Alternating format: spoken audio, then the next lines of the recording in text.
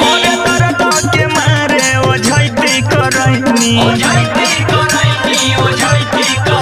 होरे दर्द के मारे ओझैती करैनी ओझा जी से न